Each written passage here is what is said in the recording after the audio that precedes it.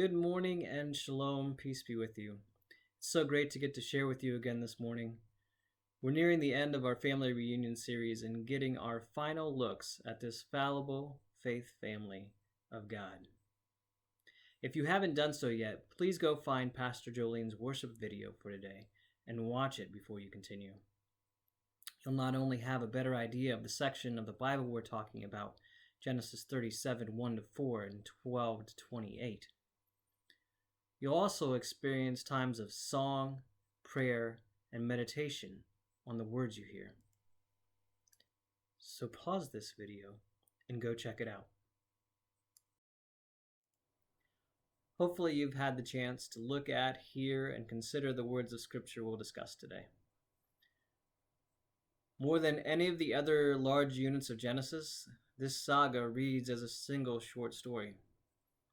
The story of Joseph, the centerpiece of this saga, is relatively complex when compared with other Hebrew narratives. Characters move in and out of the story, and we get glimpses into the private emotions of Joseph. The flow of the episodes in this saga moves from story of the separation and disintegration of a family in our episode this week to its reconciliation and reunion in next week's episode.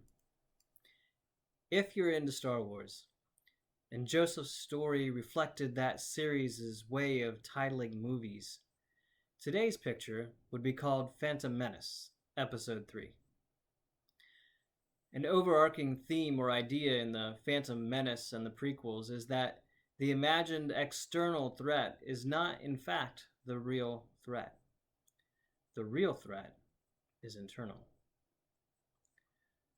Just as it is difficult to determine the true force behind the perceived threats in these movies, so too it can be hard to look past the obvious malfeasance of characters in a specific scene in the story of God's people to notice the real villain stirring deep within.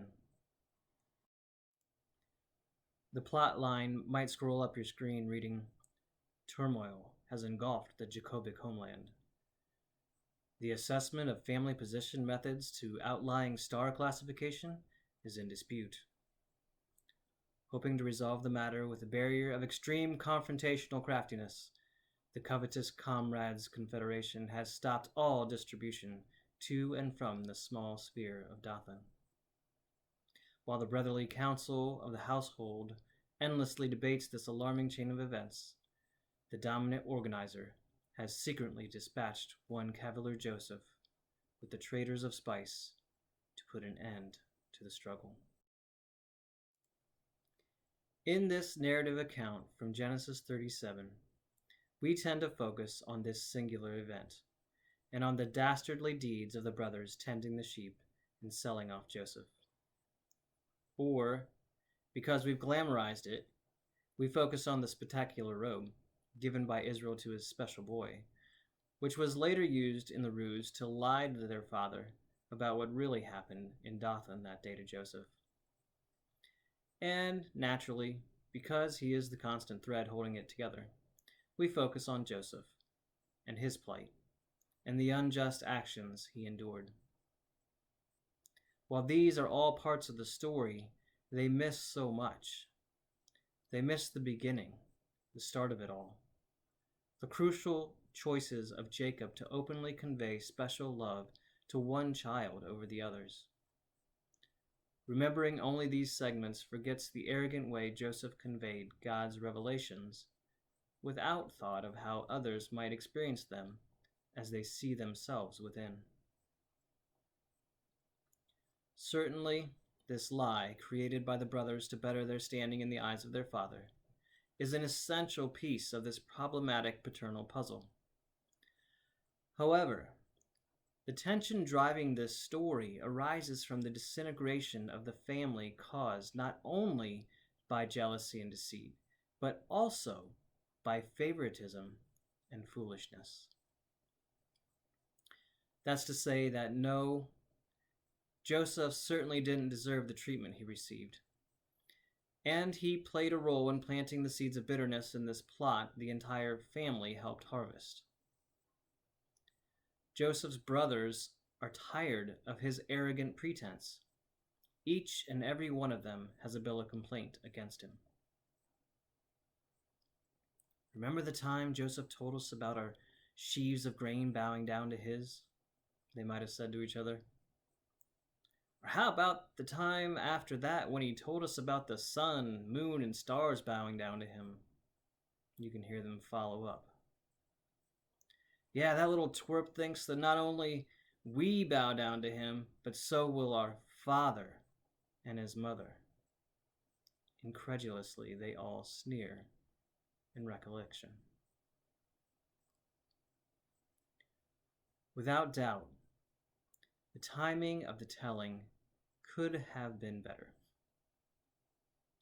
Perhaps even the audience with whom he shared this dream, had he kept it to his parents at first, might have made a difference. So there was foolishness in how and to whom Joseph shared these dreams that brought resentment. But the disdain for Joseph began well before those moments of thoughtlessness. Verse 3 from Genesis 37 makes no bones about Israel's love for Joseph over and above his other sons. It was this pattern of favoritism that sparked the murderous thoughts that come through later in the minds of Joseph's brothers. It's ironic that Israel asked Jacob to check and make sure his brothers are well. The word translated there is the Hebrew shalom. And yet Israel, by his actions, by his dressing Joseph in a special robe, by his public displays of preferential treatment of one brother over the others, creates an environment where shalom, peace in their hearts and in the household, is already breaking down. The actions of the brothers only serve to illustrate the absence of shalom in this troubled family. While many point to Joseph's foolishness as cause for their response when opportunity arose, that was merely the icing on the cake of Israel's favoritism, which caused a bad taste in the mouths of his other children to begin with.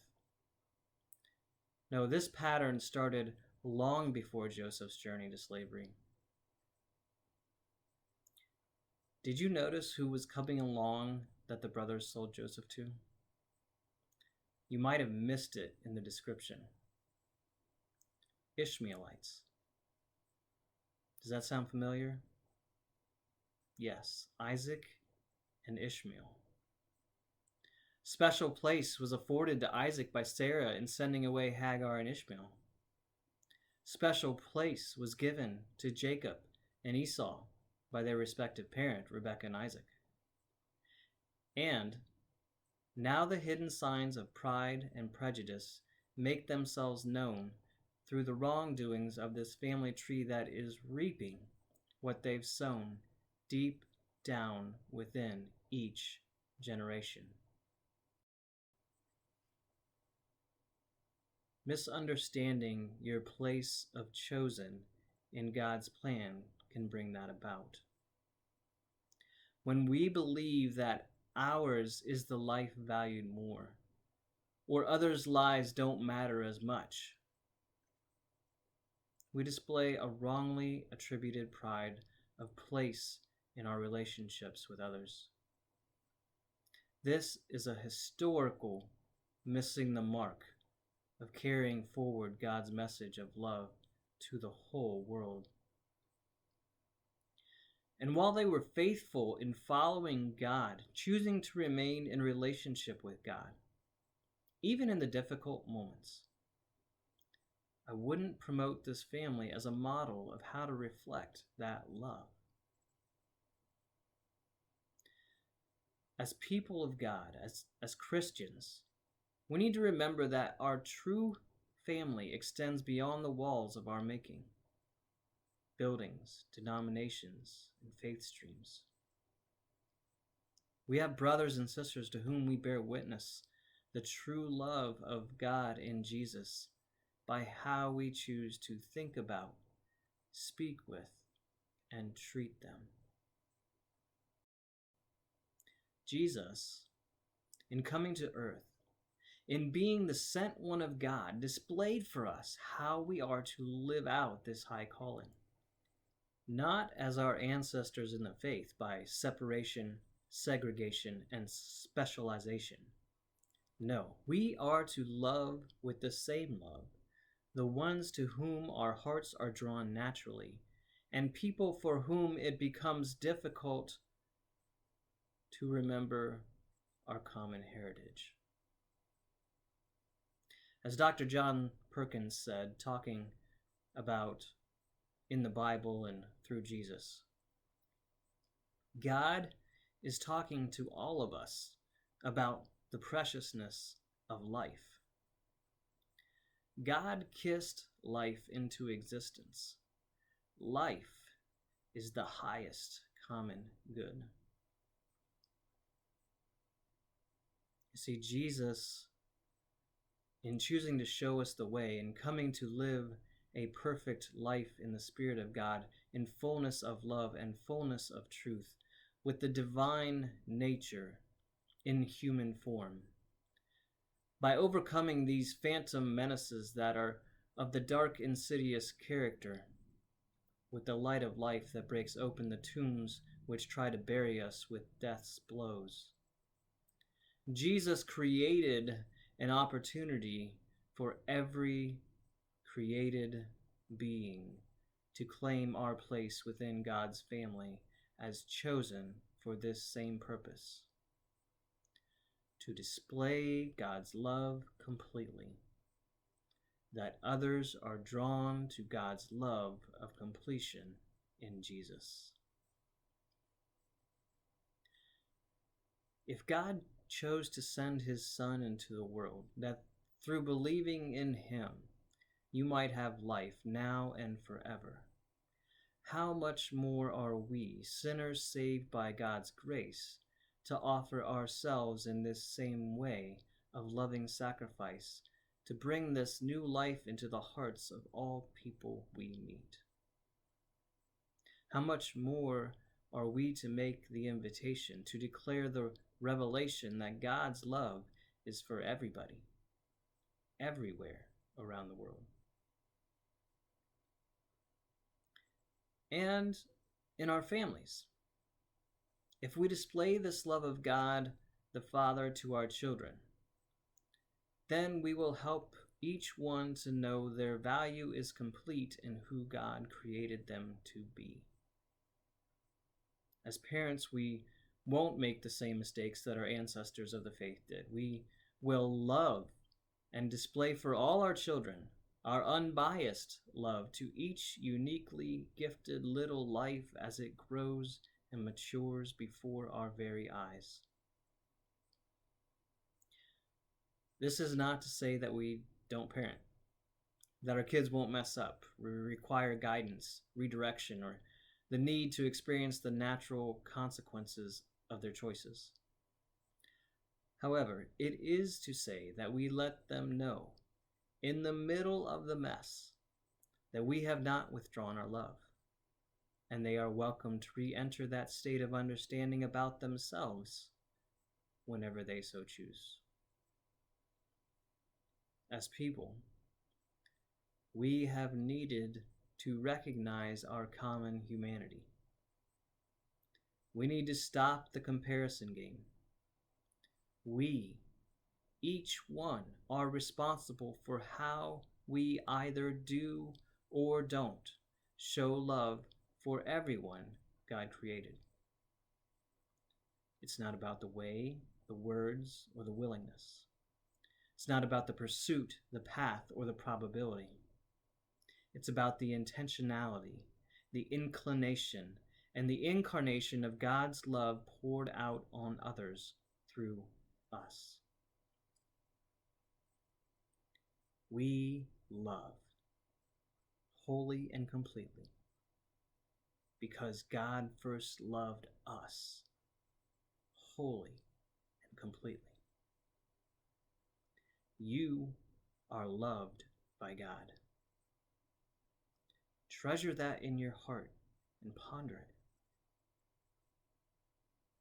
Then remember that everyone else is too, and help them learn about it, remember, or share with you that truth. Amen.